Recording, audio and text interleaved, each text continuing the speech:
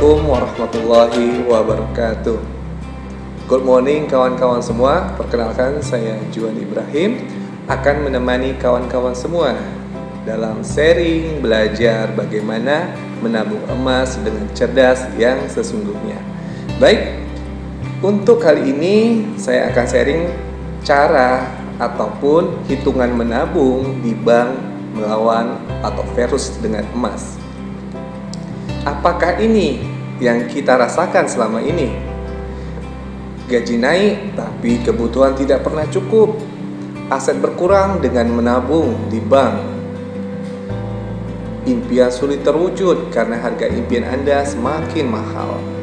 Memiliki sifat konsumtif, boros, sulit menabung, sehingga apa yang ingin kita cita-citakan semakin lama semakin susah tercapai. Kemudian bingung merencanakan masa depan. Nah, problem-problem masyarakat yang terjadi saat ini seperti selalu mengandalkan kartu kredit. Nah, banyak ini terjadi di masyarakat. Beberapa kasus yang bisa kita lihat ada seperti ini: berita penagihan kartu kredit Bank Mandiri tidak sesuai aturan. Nasib utang kartu kredit, kejarlah daku, ku dipermalukan, diancam debt collector, gegara kredit macet, dan sebagainya. Nah, ada juga banyak utang riba. Saya mesti merelakan sebidang sawah disita karena tidak sanggup untuk melunaskan pada batas waktu tertentu. Nah, ini problem-problem di masyarakat. Ada juga seperti penghasilan meningkat namun sulit untuk menabung. Kenapa itu? Nah, nanti di sini kita akan bahas tuntas kenapa terjadi hal-hal seperti ini di masyarakat, atau mungkin bisa jadi pada diri kita sendiri ya. Kemudian dampak buruk pinjaman online, bikin konsumen trauma hingga ingin bunuh diri. Wow. Jadi akhirnya ketika kita butuh sesuatu, apa menjadi solusi di benak, di pikiran kita? Yaitu pinjam online, selalu pinjam uang untuk kebutuhan-kebutuhan darurat. Selain dari masalah-masalah tadi, ada juga beberapa mungkin kawan-kawan di luar sana yang sedikit mungkin ya permasalahannya, tapi impian-impiannya yang bisa jadi lagi kok lama ya terwujud impian-impian tersebut. Nah, seperti haji dan umroh. Kenapa sudah daftar, tahu-tahu nggak jadi berangkat, ataupun tahu-tahu harganya naik kembali, seperti itu ya. Kemudian ada juga impian-impian banyak orang itu seperti menginginkan rumah-rumah idaman yang luar biasa. Ada juga keinginan-keinginan rumah-rumah tadi seperti dengan harga macam-macam harganya ya, ada yang 263 juta, 228 juta, 300 juta, dan seterusnya. Kemudian ada juga keinginan-keinginan kita seperti memiliki kendaraan mobil, di mana kendaraan tadi itu menjadikan prestise ataupun kemudahan kita untuk melakukan aktivitas, dan harganya juga bervariasi ya. Nah, ada juga, ini impian kebanyakan orang, menginginkan anaknya itu untuk belajar ataupun bersekolah di perguruan tinggi yang favorit. Nah, ini yang menjadi solusi finansial kita. Seringkali kita menghabiskan seluruh pendapatan kita dan sisanya itu baru ditabungkan. Ternyata ini adalah salah satu praktek yang dilakukan seorang kaya raya di daerah Hong Kong sana. Dia itu menyisihkan langsung di awal tuh 10% di awal. Kemudian 10%-nya dia sisihkan juga untuk lifestyle, 10%-nya untuk di ziswaf kalau kita, dan 10%-nya lagi di keadaan dana-dana darurat. Nah, yang digunakan untuk kebutuhan pokoknya adalah sekitar 60% saja. Jadi mulai dari sekarang kawan-kawan kalau bisa, jangan kalau bisa ya, tapi harus bisa 60% aja. Cukup nggak cukup harus kita gunakan untuk kebutuhan pokok. Selebihnya tadi yang 10% untuk tabungan, 10% untuk dana darurat, 10% untuk ziswap, dan 10% cukup untuk lifestyle kita. Dan kalau kita sudah menyisihkan 10% tadi, kira-kira nabungnya itu seperti apa? Apakah nabung uang? Apakah deposito? Atau emas? Nah, ini yang menjadi pertimbangan kita. Coba kita saksikan lagi. Sebelum sampai kita memilih mana jenis tabungan yang terbaik, kita lihat statistik Bank Indonesia mengenai data inflasi, di mana data inflasi itu berkisar sekitar 5 hingga 8% per tahunnya, menanjak terus. Artinya, inflasi sebesar 5 hingga 8% tadi itu membuat harga barang dan jasa naik 5 hingga 8% per tahun pula. Nah, itu artinya kalau misalnya kita bisa ilustrasikan dalam bentuk suatu produk, jika rata-rata inflasi 6% per tahun, maka ini tahu ya kawan-kawan ini apa nih ya? Jenis produknya atau bendanya ini benda apa? Kawan-kawan sudah tahu ya? Ini ada pizza. Mungkin kita di Pekanbaru sering lihat ya, pizza 100.000 mendapatkan 4 kotak 4 varian dari Pizza Hut. Nah, harganya cukup dengan 100.000. Namun, dalam bentuk aset kita, dalam bentuk tabungan yang mungkin hanya diberikan interest sekitar 1%, maka 100.000 tadi itu dana kita yang kita endapkan naiknya jadi berapa? Iya, hanya 101.000 saja. Nah, kita harus jeli dan piawai, harus mencari tabungan yang kira-kira di atas 6% itu kira-kira tabungan apa. Dan ternyata ada nih tabungan B.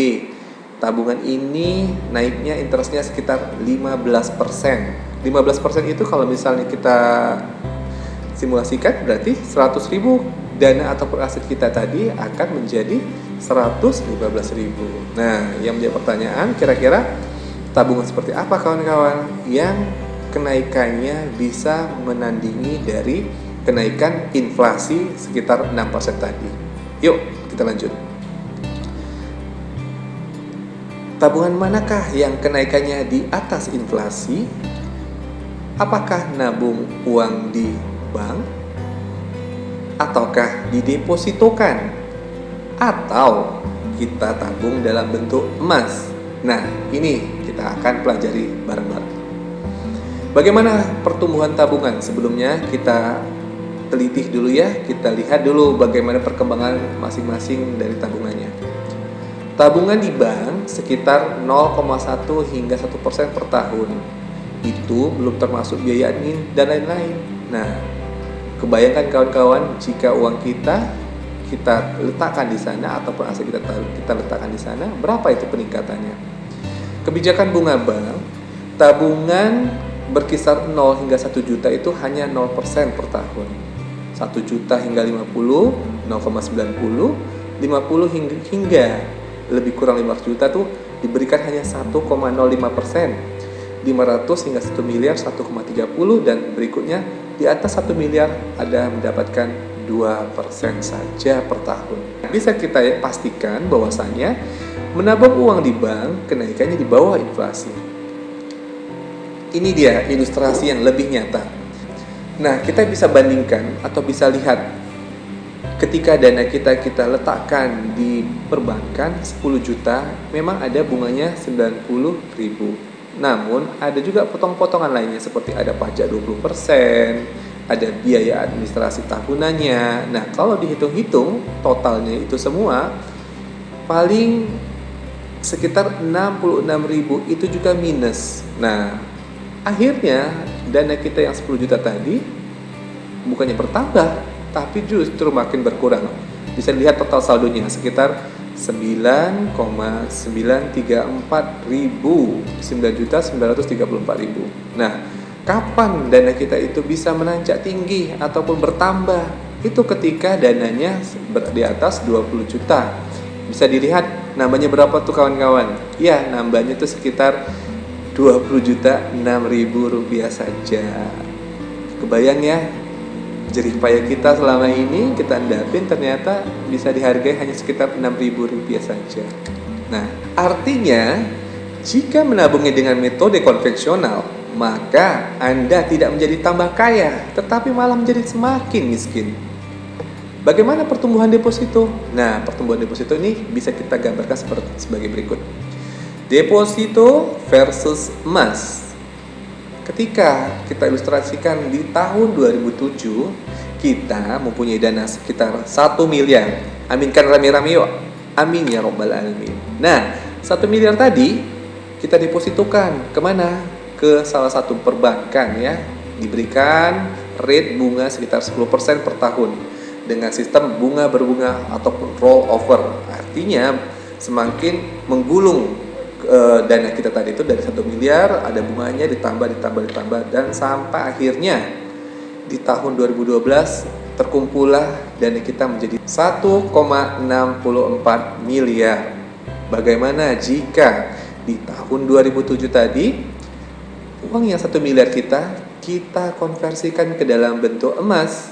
Nah, ternyata kalau 1 miliar itu dikonversikan ke dalam bentuk emas, maka dapatlah kita sekitar 5 kg emas. 5 kg tadi ternyata di tahun 2012, ketika 2012 harga emas per gramnya sudah 550.000. Maka terwujudlah aset kita itu menjadi 2,75 miliar. Bayangin kawan-kawan, berapa aset kita itu tergerus ketika kita tempatkan dana kita itu di deposito. Nih, hilang sekitar 1 miliar. Kawan-kawan bisa hitung lebih detail. Sebenarnya 1, sekian miliar itu ada ekor-ekornya. Udah kebayang ya? Jadi tabungan, deposito itu tidak menjadi satu solusi untuk meningkatkan pertumbuhan aset kita. Lalu ini yang diberikan perbankan untuk rate ataupun bunga depositonya. Sekitar paling tinggi 5,5% per tahunnya. Itu dia.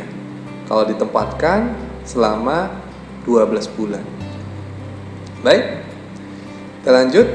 Sedangkan emas murni pertumbuhannya adalah rata-rata 15 hingga 40%. Nah, tabungan ini yang ternyata berada di atas inflasi. Bisa kita lihat ya dari grafik berikut.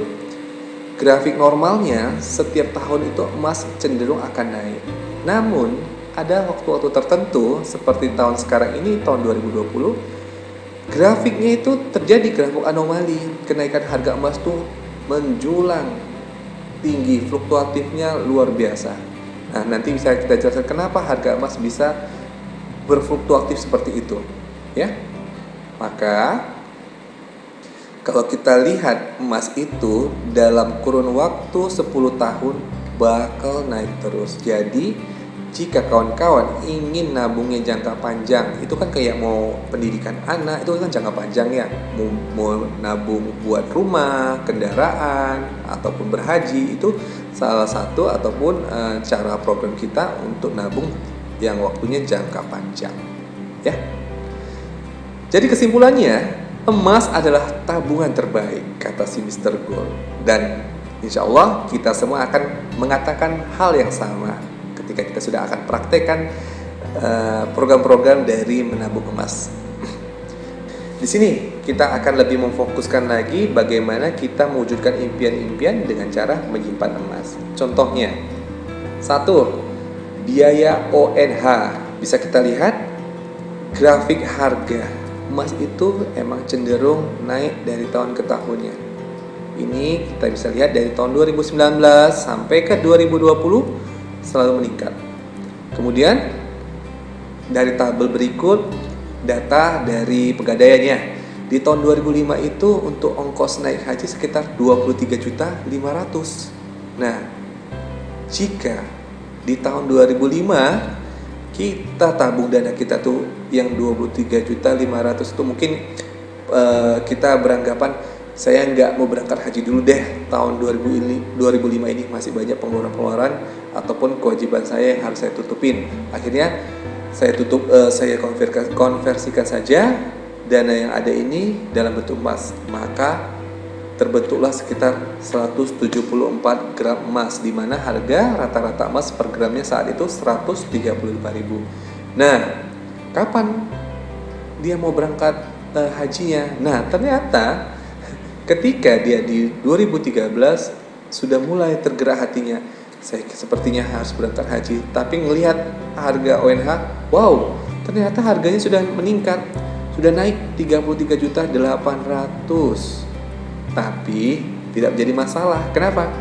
Karena dia sudah nabung di 2005 kemarin dalam bentuk emas, dan terbentuklah emas itu sekitar 174 gram. Bayangkan kawan-kawan, di tahun 2013 dia ingin berangkat haji Dan dibutuhkan kalau misalnya emas yang 174 itu hanya butuh sekitar 68 gram saja.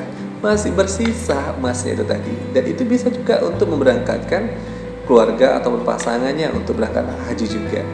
Dan bagaimana kalau misalnya dia ingin berangkatnya di 2020 saat ini?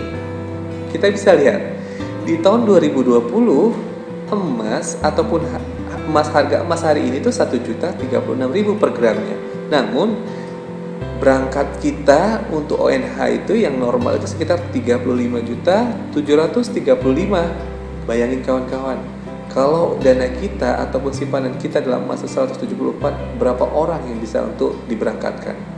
Ternyata hanya butuh sekitar 34 gram saja. Itu sudah bisa memberangkatkan 5 orang untuk berangkat haji. Siapa aja? Mungkin kita, pasangan kita, mungkin orang tua kita bisa berangkatnya rame-rame.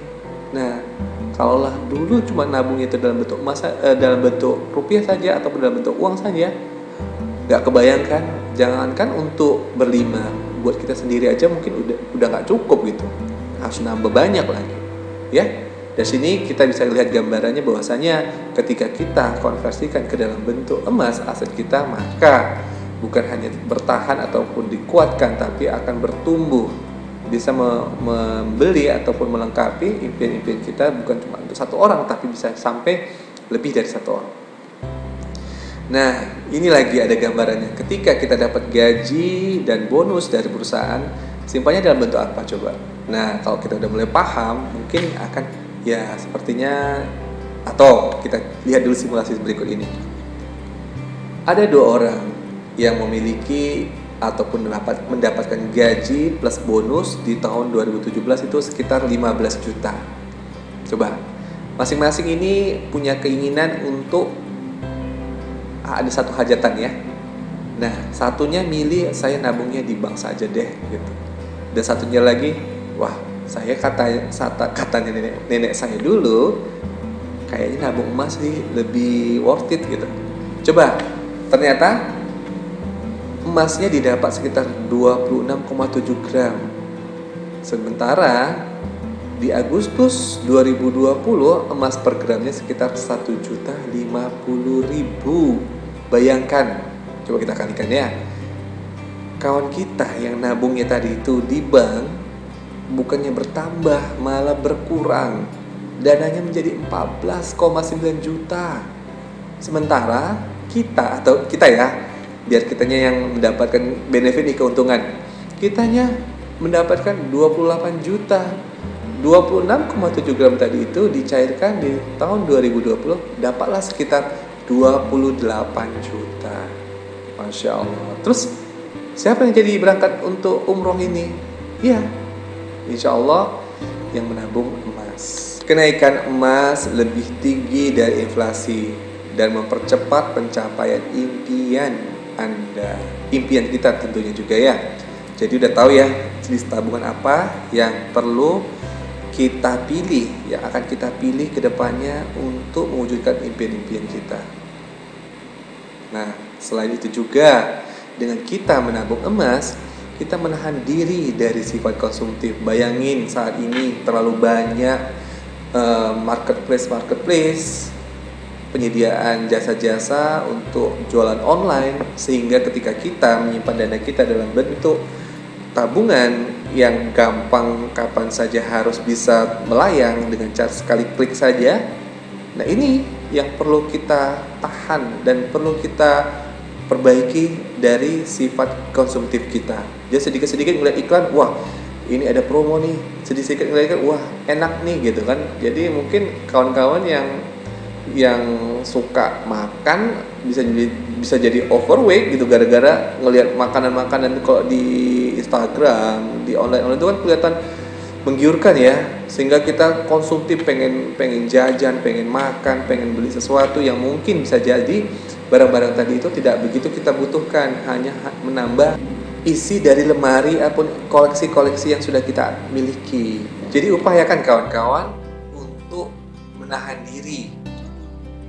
Nah, kalau memang kita tidak bisa menahan diri secara individunya, coba ketika kita menabung emas, mengkonversikan tabungan kita itu ke emas, maka tidak mudah lagi transaksi menggunakan emas. Iya kan susah tuh ya di marketplace mau bayar pakai emas, atau lagi jalan-jalan ke mall melihat baju diskon, tas, sepatu diskon. Tapi kalau kita pegang tuh di dompet tuh hanya sekedar uang untuk jalan, makan, dan selebihnya dalam bentuk emas, tentunya kawan-kawan akan terhindar dari sifat-sifat konsumtif seperti itu. Ya, jadi mendingan uangnya diemasin aja gitu. Ketika udah jadi emas, dan kita pun akan terjaga dari sifat-sifat konsumtif. Nah, ini tabel perbandingan menabung uang di bank dan emas. Menabung di bank terdampak inflasi dan dana sulit berkembang. Kalau di emas, dia itu anti inflasi dan nilainya cenderung naik setiap tahunnya.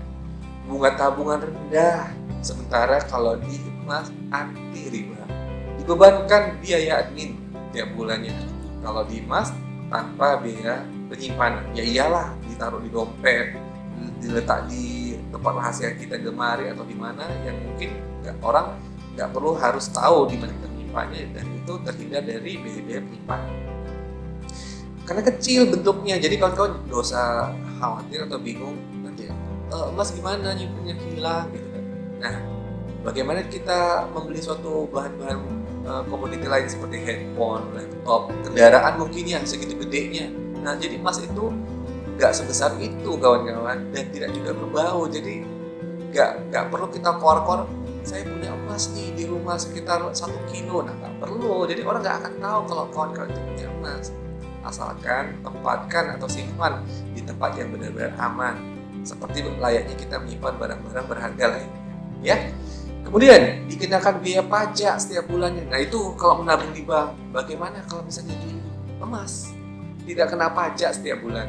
Nah, kemudian adanya limitasi dan aturan bank. Kawan-kawan pernah kan dengar bahwasanya ketika kita nabung di bank sudah banyak, mau narik di hari tertentu, itu harus konfirmasi uang kita harus konfirmasi, dan nggak boleh diambil dalam jumlah banyak. Dan banyak lagi kejadian-kejadian yang mungkin kalau bisa jangan hal itu tidak terjadi kepada diri kita juga ya. Nah, di emas bagaimana? Anda sendiri sebagai pengelolanya, asetnya freedom, mau Anda gunakan kapan saja. Misalnya lagi butuh urgent dana, Anda bisa gunakan langsung, tidak harus lapor sana lapor sini gitu ya. Dan bisa digadaikan. Nanti kawan-kawan di pertemuan-pertemuan berikutnya akan kita sampai ke ilmu pembahasan tentang gadai. Nah, kemudian ketika ada gangguan sistem, uang tidak bisa ditarik, ada potensi hilang. Nah, bagaimana dengan emas? Mudah dicairkan, mau kemana aja pun bisa. Kemarin kejadian teman kita, sahabat kita sedang umroh di Madinah, itu mudah. Orang Madinah juga malah minta berapa lagi untuk kepingannya. Dan itu di negara manapun yang namanya emas pasti diterima. Ya, ini beberapa kasus kawan-kawan yang dananya tidak bisa dicairkan. Mungkin kawan-kawan sudah pada dengar ya.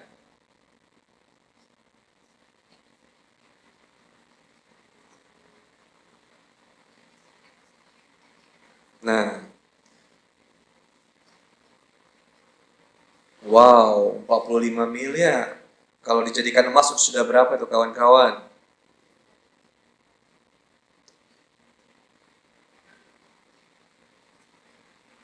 Nah,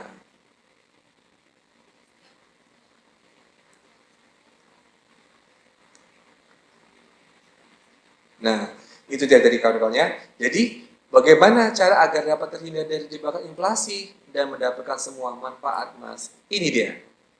Satu, pertama, buat alokasi dana ideal. Kedua, yang tadi ya, dana alokasi ideal itu yang 10% untuk tabungan, 10% untuk dana darurat, dan seterusnya tadi ya. Kedua, menetapkan impian yang dihitung dengan emas. Jadi semua impian-impian kawan-kawan, misalnya mau umroh, mau membeli rumah, kendaraan, pendidikan anak, coba kita targetkan dalam bentuk emas. Misalnya mau satu bentuk rumah idamannya sekitar harga 400 juta. Nah, kita breakdown 400 juta itu kira-kira berapa kemampuan kita per bulan untuk menabungnya dalam bentuk emas. Kemudian, ketiga, konversikan simpanan jangka panjang Anda menjadi emas. Jadi, kira-kira untuk kebutuhan kawan-kawan sehari-hari ataupun bulan-bulanan, silahkan tabung dalam bentuk uang di rekening. Sehingga kawan-kawan ketika ingin membutuhkan, mudah untuk dilakukan pemrosesan pembayaran. Nah, ini kawan-kawan, maka simpanlah uang di bank secukupnya untuk operasional. Seperti saya bilang tadi kan, selebihnya konversikan dengan emas, maka aset Anda akan terjaga dan impian Anda akan lebih mudah dan cepat tercapai. Begitu kawan-kawan, informasi yang saya bisa sampaikan. Insya Allah, di lain kesempatan kita akan bahas sharing lagi tentang manfaat-manfaat emas yang lebih dahsyat lagi. Saya Juan Ibrahim undur diri. Semoga kawan-kawan semua mulai ke depannya sudah paham harus menabungnya dengan cara apa. Baik, wassalamualaikum warahmatullahi wabarakatuh.